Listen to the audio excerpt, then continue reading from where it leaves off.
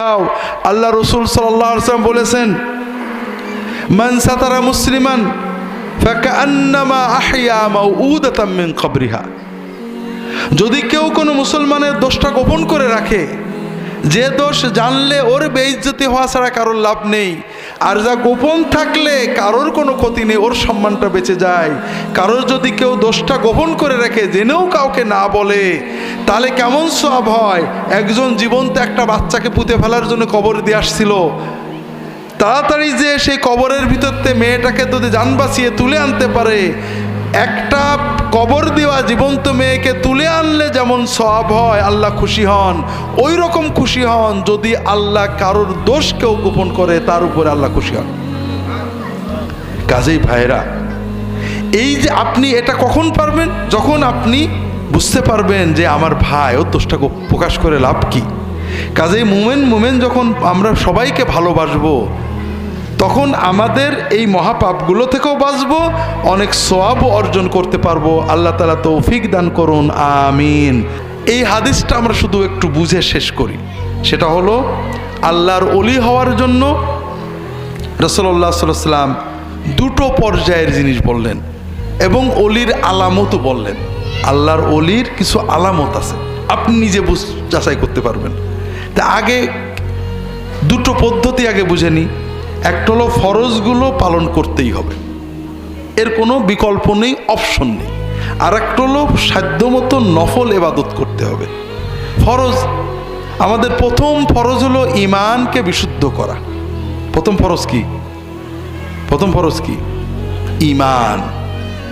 ঈমান নষ্ট হয় এমন কিছু থেকে বেঁচে থাকে। ঈমান নষ্ট হয় কিসে? শিরক, কুফর। শিরক মানে আল্লাহ ছাড়া আর কাউকে আল্লাহর রুবুবিয়ত অথবা উলুহিয়তের কিছু দেওয়া। আল্লাহ আমাদের রব এবং আল্লাহ আমাদের মাহবুদ। রব এজন্য তিনি আমাদের খাওয়ান, পরান, রিজিক দেন, হায়াত দেন, মৌত দেন, ভালো করেন, মন্দ করেন কে? যদি কেউ মনে করে আল্লাহ ছাড়া কারোর এই ক্ষমতা আছে, অথবা আল্লাহ কাউকে কোনো ক্ষমতা দিয়েছেন, ভান্ডার দিয়েছেন, ইচ্ছা করলে সে মানুষের ভালো মন্দ করতে পারে, এটা শিরক। আর আল্লাহর মাহবুদ হিসেবে আমরা নামাজ পড়ি, সেজদা করি, রোজা রাখি, মানত করি, ভরসা করি কার উপরে? যদি কেউ আল্লাহ ছাড়া কারোর উপরে ভরসা করে, কারোর নামে মানত করে, বিপদে পড়ে কাউকে ডাকে, কারোর কাছে দয়া চায়, এটা হলো শিরক। এটা হলো আল্লাহর সাথে শিরক। আর কুফর কি? আল্লাহর দ্বীনের কোনো কিছু অবিশ্বাস করা, অস্বীকার করা। কোরআনে আছে, হাদিসে আছে, এমন কোনো কিছুকে অস্বীকার করা, অবিশ্বাস করা।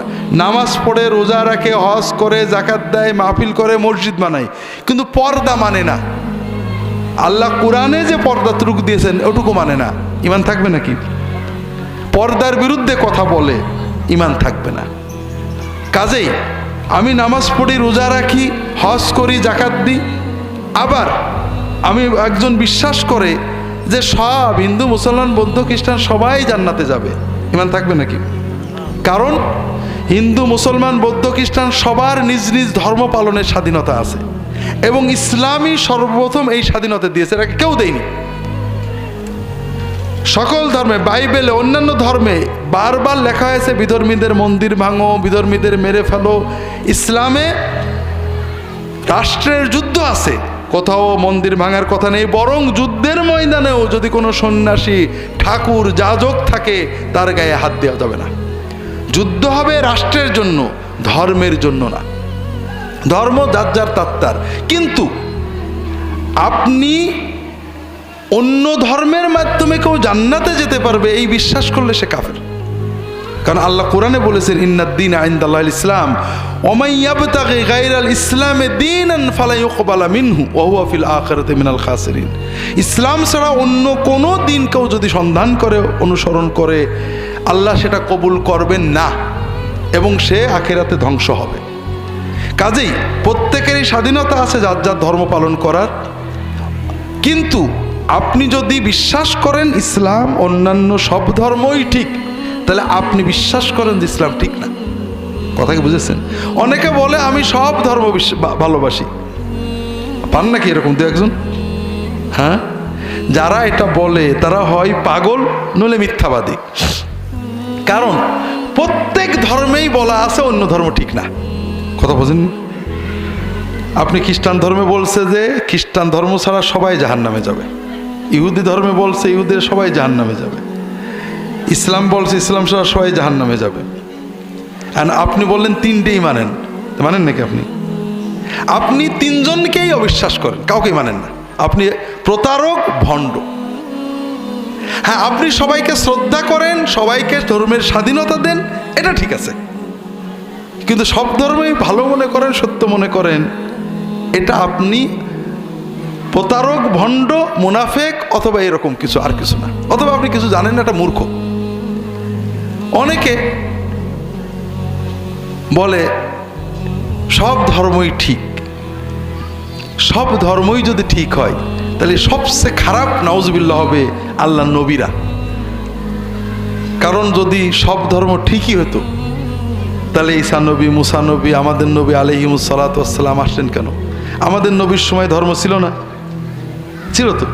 তো সবগুলো যদি ঠিকই থাকতো তো উনি এত কষ্ট করলেন কেন, মায়ের খেলেন কেন, ইট বা পাটকেল খেয়ে মাথার রক্ত পায়ে ফেললেন কেন? কথা বোঝেননি? বিষয়টা হলো ধর্ম সব ঠিক ছিল, মানুষ শিরকের মাধ্যমে, কুসংস্কারের মাধ্যমে, পুরোহিততান্ত্রিকতার মাধ্যমে পুরোহিতদের সুবিধা বানানোর জন্য ধর্মের ভিতরে বিকৃতি নিয়ে আসে, মানব রচিত সিস্টেম নিয়ে আসে। তখন আল্লাহ নবী রসুলদের সংস্কার করে সঠিক ধর্ম দেন। বিষয় হলো প্রত্যেকেরই স্বাধীনতা আছে তার যার ধর্ম চয়েস মেনে নেওয়া। কিন্তু আপনি যদি বিশ্বাস করেন যে সব ধর্মের লোকেরাই আল্লাহর সন্তুষ্টি পায়, তাহলে আপনি আপনার ধর্ম মানেন না। যে বলে সে প্রতারক, নইলে ভণ্ড। কাজেই ভাইরা, এটা কুফরি। কোরআনে কোনো বিধানকে অপছন্দ করা এটা কুফরি।